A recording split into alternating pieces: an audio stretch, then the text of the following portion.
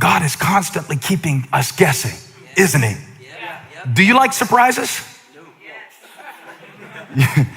You may have had a different answer if I had asked you 6 months ago, do you like surprises? But now we're like, you know what? No, I'm good. I'm good on surprises until 2032. I'm good on surprises, but you're going to be surprised about some things when you get to heaven. One thing you're going to be surprised about maybe is who is your neighbor in heaven next door in the condominium. And you might be surprised who has a bigger house than you in heaven. You know, who God really used on earth will not always be whose name we knew. And even on earth, Jesus was full of surprises. I like that the disciples were surprised because it lets me know that it's okay that sometimes I get caught off guard. Because I thought God was gonna do this and then he does that. And I thought my life was gonna look like this and then it looks like that. And I thought this person was always gonna be my friend, but I didn't know they were gonna kind of stab me in the back and go, take what I tried to give them and do something else with it. But that's okay because his disciples were surprised too. And God is constantly keeping us guessing. I almost wish I could read John chapter 4 again for the first time, because now I know how it ends. And it would have been cool if I could have kind of, wiped your memory. Don't you wish you could see Shawshank Redemption again for the first time? Wouldn't it be amazing just to see Andy Dufresne crawl through the sewer, to hear Morgan Freeman narrate the life of Tim Robbins again, just for the first time. It's still good, but I kind of wish I could see it because I didn't see that coming the first time. Have you ever been watching a movie and you just thought you knew exactly where it was going to go? But then, out of nowhere, I remember the first time I saw A Beautiful Mind. Did you see that movie? And I remember the first time I saw it, it messed with my mind. I did not see that coming. Have you ever been going through your life, going through your day, just minding your own business, like the disciples trying to go get a burger, and all of a sudden, God disrupts your expectation of how your day was supposed to go, and sometimes God doesn't even let you know it's him doing it. Now, every disruption is not recognized as divine because the disciples had no idea what he wanted. They still thought he wanted Chick-fil-A, closed on Sundays. But they didn't know he was doing something much bigger than a number one. He was doing something much bigger than a drive-through. And don't you know that God has scripted a much bigger arc for your life than how you feel this week? See, we never know. Any given day, we never know how any given day we wake up and we never expect. It's never the things you expect that set your life in a different direction. Have you noticed this? It's never the things you expect. When you came to that lunch and you sang me that song, and then you never knew that we'd be writing songs for Elevation Worship. You were just coming to the lunch. You were just a new staff member. It's just the little things, but you came to the lunch and you were one of the first 12 in there. And I said, who are you? And you said, and I said, what do you do? You said, I sing me a song. And you had a song, but you didn't know when you woke up this morning. You never know. See, that's why we have to continue to approach each day like it is the day that the Lord has made, because you never know. You never know. That woman didn't know she was about to meet her maker. She didn't know that she was about to meet a man who could not only tell her everything that she had done, but could show her what was within her that others did not see. Plot twist. You came to get water, but you're about to meet the well. Plot twist. Come on, that's so good. Plot twist. You accidentally clicked on this YouTube channel, but you're about to get a word from God. You accidentally, I'm telling you, it never ceases to amaze me the way that God kind of sets things up, and just about when you think, it's noon, it's the hottest part of the day, there's nobody around, nobody's expecting it. Jesus isn't supposed to even be talking to this woman as our rabbi, and just when she expected it the least, she received the greatest revelation of her life. Now, for me on Father's Day, my dad was crazy in a good way, in a bad way. And my relationship with my dad was really, really great, and it was really complicated. And when he was diagnosed with ALS, Lou Gehrig's disease, and he realized that he would die, but we didn't have an exact time frame for it, some really bizarre events transpired in our house. And I don't like to talk about all of it because it's not completely my story to share, but even within my mom's decision to forgive him for some things that he did during that period, there was a little while, and I was just reflecting on this for Father's Day because me and Graham were throwing the baseball, and you connect all of that like to when I was 12 and my dad throwing the baseball, but then also I connected it to when I was 32 and we weren't even on speaking terms. And how one Father's Day I hadn't spoken to him in months, and every time we would speak, it would get into a shouting match. And I don't think I had the wisdom to know how to relate to him through his pain.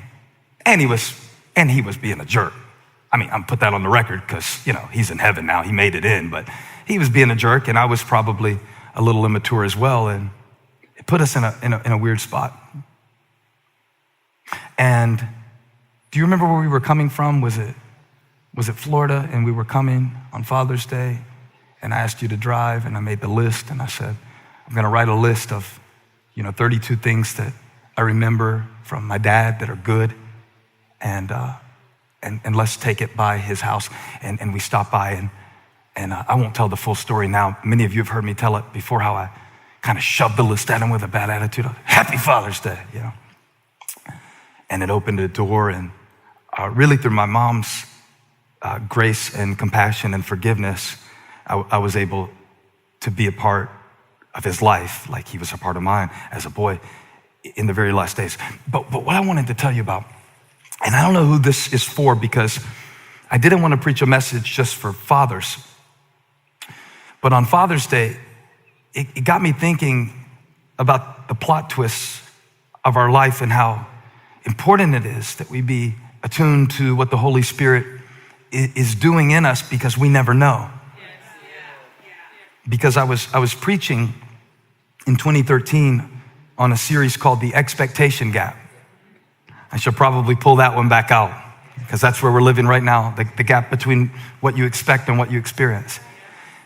And listen to this, Lucius. I don't know if you've heard this story or not before, but it's the craziest story maybe that I've ever experienced, because I preached the 9:30 at Elevation Blakeney, and I usually preach the 11:30, and we were about to go on our family vacation for June.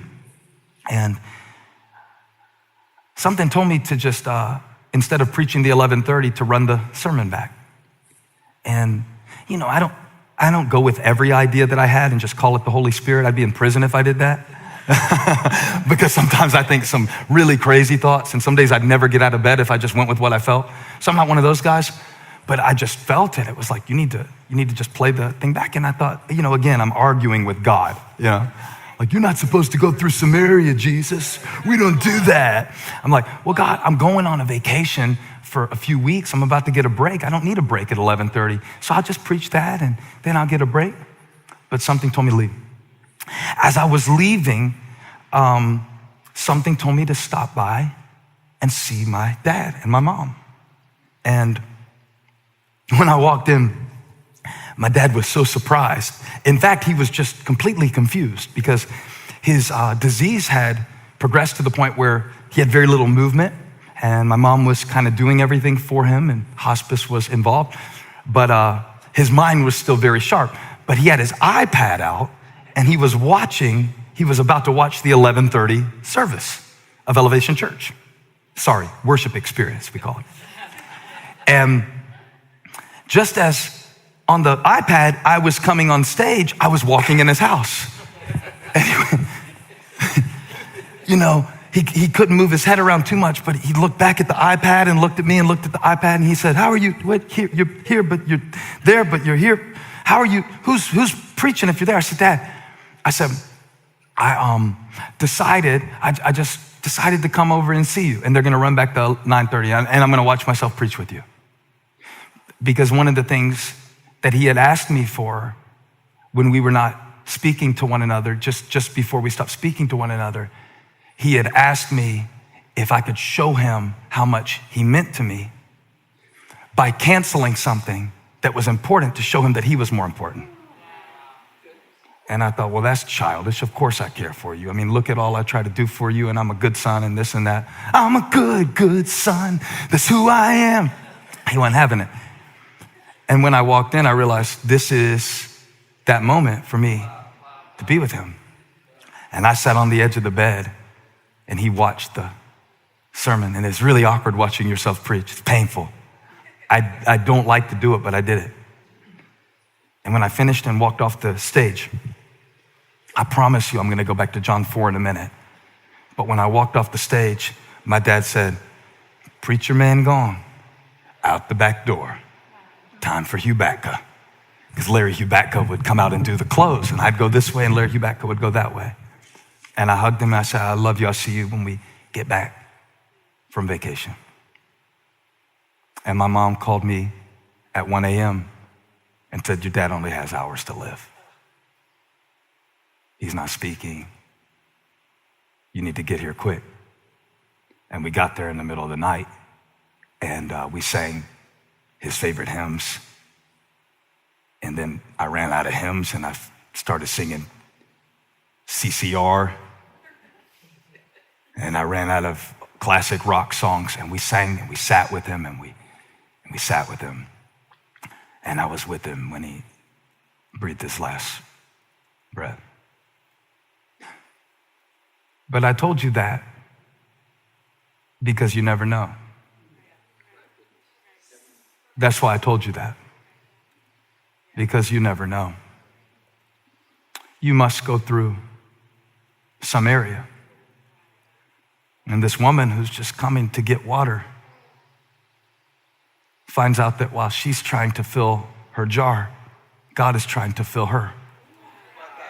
And she becomes the first evangelist to the Samaritans in the time of the ministry of Jesus. Plot twist. Plot twist. But that's not really what I wanted to preach to you about today. What really got my attention for Father's Day was in verse 5. Because verse 5 says, "So he came to a town in Samaria called Sychar, near the plot of ground Jacob had given to his son Joseph." Near the plot. See, when I read that verse, I realized this is generational. I mean, of all the sermons that I have heard preached about this woman who had 5 husbands and she's living with the 6 and, she's loose and she's thirsty I realized that this did not start with her. I realized that the conflict between the Samaritans and the Jews did not start in John chapter 4. And even the phrase, it said, on the plot of ground. And why would John, who only had so many chapters to tell, only 21 chapters to tell us who Jesus was, his glory, full of grace and truth. He only has so much room, and he stops to tell us that it happened. I mean, I know about the woman. I know about her past. I know about her history. I know that Jesus taught her that they that worship the Father must worship in spirit and truth. Then I know it's not about whether you worship on this mountain or that mountain. I've read all of that, but I never took the time to realize that it was near the plot of ground that Jacob had given his son Joseph. Now do you see why I called you together early? Because it took me all the way back to remember that he called a man named Abram out of Ur of the Chaldeans. Abram was too old to have children. Plot twist, you're about to have a baby. His wife's womb was as good as dead. Plot twist, God can bring forth a fruitful situation from a barren womb. And then there's the God of Abraham, Isaac, and Jacob. It wasn't even supposed to be the God of Abraham, Isaac, and Jacob.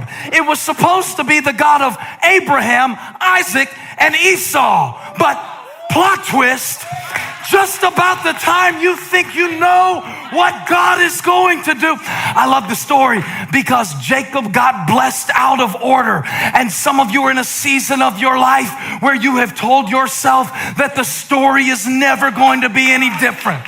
You are like this woman who came out to the well in the heat of the day to avoid the attention and the accusations and the condemnation of other people. And they have made up their mind about you, and they have limited you, and they have put you in a box, and they've said, oh, you're just this or you're just that. But the barrier breaking God who stepped through 41 generations, the God of Abraham, Isaac, and Jacob, not Esau.